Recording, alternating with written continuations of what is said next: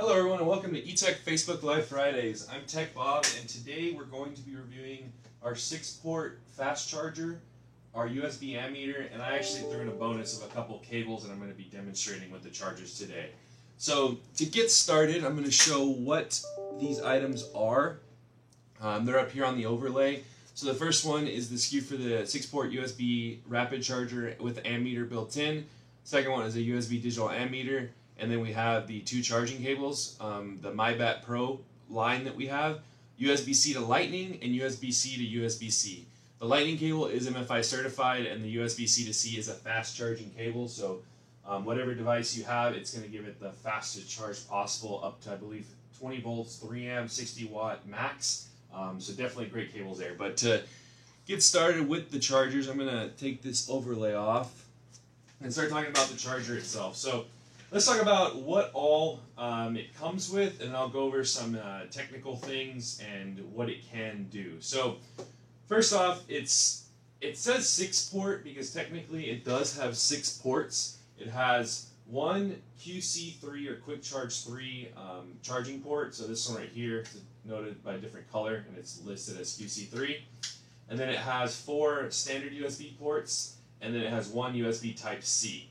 So even though it says 6-port, one of the things that's not really apparent from just having the name on there is if you look at the top of the charging unit, you'll see that it says fast charger.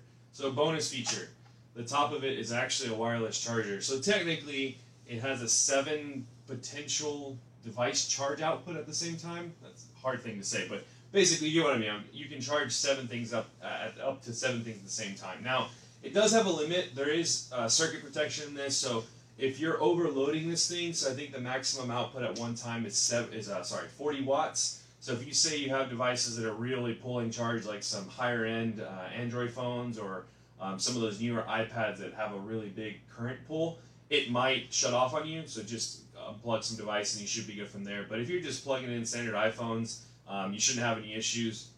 But what this is good for is definitely a repair shop or a business that's charging multiple devices at the same time or testing multiple devices at the same time. That way you're not having to unplug and plug in the cable every single time you test the device. So to go into just a couple of the technical specs, I have the box here on the side. It shows an image of white, but we went with the black version. It's notated right there with the product name and the color. But for the technical specs, so I'm trying to have this. Focus isn't going to work for me, so I'll just read this off. But the 4 USB ports, the standard ones, have an output of up to 2.4 amps, so it will charge iPads because anything really over 1.5 will hit that range.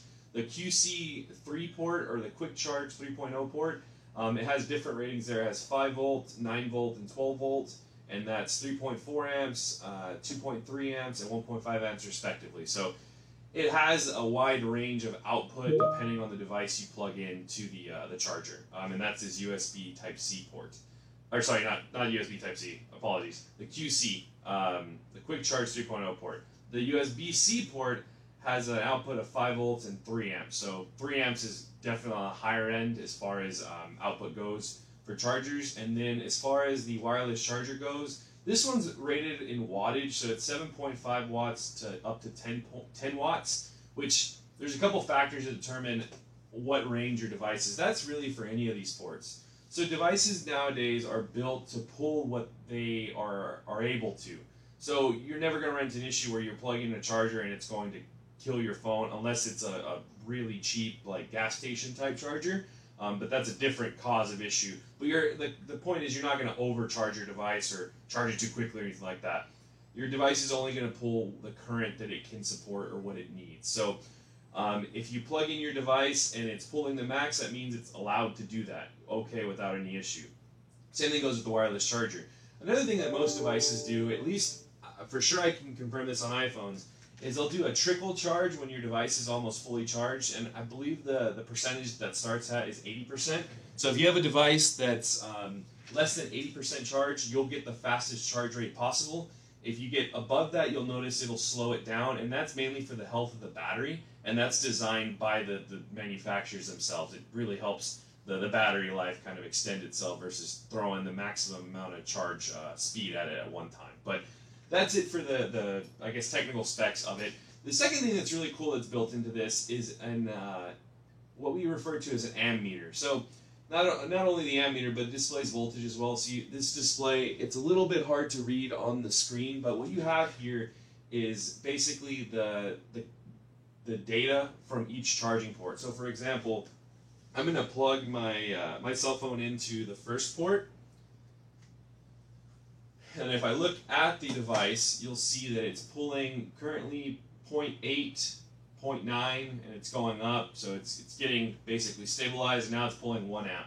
So my phone is actually at 89%, so mine is trickle charging. If my device was below that 80%, it would pull up to I believe it's 2.5 is what the 11 Pros can pull, and again, it just depends on the device. But what this is good for, I guess, is the main point I'm talking about this.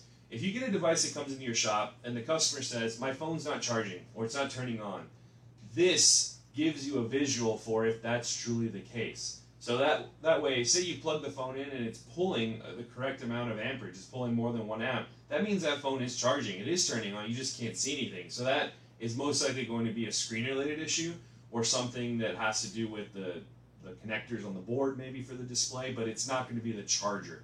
And this is good for very, I guess, entry-level diagnostics of like TriStar issues and port issues. There are other testers out there to test the specific chip on the board, which that's what I just meant. The TriStar is a chip that controls charging.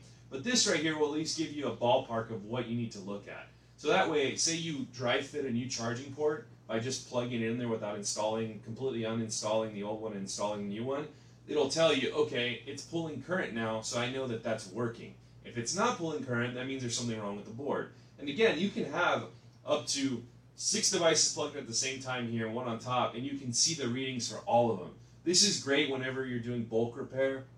One of the things that we often do is bulk repairs for enterprise locations for iPads. So we can plug in, I think we've been able to plug at least 5 iPads in this at the same time, and we're able to read what they're charging at. And we can quickly see, okay, looks like port 3 isn't pulling anything at all. So let me check the charging port. If that's good, then let me check the board with a TriStar tester and then go from there. But it helps you prevent the game of let me just keep throwing parts at the device and not know exactly what's going to fix it. This will tell you, okay, it's not charging, probably a charging port or TriStar. So again, this is a super powerful tool. All of our techs have these on their benches, and it saves us from having all the little blocks that come with the phones and having to take up multiple ports on your power strip, which we know can get filled up, especially on a tech workbench. It's only one power cable that you plug in, and it's a 2-prong, not 3, so it's pretty universal to any outlet. And any cable, USB cable, should work in here. As far as the cables I have over here, I have a USB-C to Lightning, which I mentioned. This one is MFI certified. It's nylon braided, so it's going to last a good amount of time. You're not going to get issues from bending it, where the cables on the inside are going to stop working. It's a 6-foot cable, so it's a pretty good length that you have. You can move it out of the way and cable manage as an extra kind of bonus. And again, not sure what everyone's cable management things are out there, but I like to use these like Velcro, or I think it's called Quicken Loop is the original name for it, but basically they're just Velcro ties. This helps keep your cables organized and clean up your bench, especially if you have a workbench that's customer facing. For those of you that are in like mall kiosks and stuff, when people can see your work area, it goes a long way when they see how clean it is. I definitely understand that it gets messy while you're working on stuff. Trust me, I've been there, but the cleaner presentation you have when you're not working or when you're done working, the better it goes off for the customer, because they see that you're a professional that has your stuff in order. So just a quick tip there. But as far as the cables go, not a whole lot to talk about them here besides they're 6 feet long, they're great quality, they're not going to fray or damage over time. They do have reinforced connectors where the cable feeds into the actual end here. A common issue that you see with cheaper cables is that this right here will either slip out or break on this flex from just plugging in and unplugging. It's not going to happen with these. They're great cables. And when you sign in, so I listed the pricing on that overlay. That's the not signed in price. When you sign into the website, you get a significant discount with your account. So definitely get on there if you haven't already, or create an account, or talk to the sales team if you're not seeing that discount already. But great stuff here. And then a final one. I know I'm already at the 10-minute mark. I don't know where the time goes in these things. This is a USB ammeter, and this is just basically a smaller version of this. This doesn't have any of the features, but if you don't have something to currently diagnose charging issues, and you don't want to jump on with this, which I believe this is 27 bucks, so it doesn't break the bank, but say you want to start with something else, I'm going to actually plug this ammeter into this charger, which you can do that. Technically don't recommend it since you already have a meter here, so you're plugging a meter into another meter. Doesn't make the most sense, but this is just to demonstrate it quickly. So this one, you would plug this end into your charging block, and then you have two outputs for two different USB cables. Now, this does not do, you can't plug a USB-C cable into it. You can plug the USB this type to C, but not C to C like this because it doesn't have that input. But you can plug the cable in here and it'll give you the same type of reading, what your device is pulling as far as current goes. And when you read that, you can tell again if it has either a charging port issue or if it's going to be TriStar related. And if you buy either one of these and you have questions about what the reading should be, let us know. And if that's something that you guys want posted on this video or on our post, we can add that maybe to the comments. And that brings me to my kind of final closing point before I close the video off because this is on the longer end. We are posting all of these videos. They get automatically posted to our Facebook videos, but we are archiving them on our YouTube channel as well.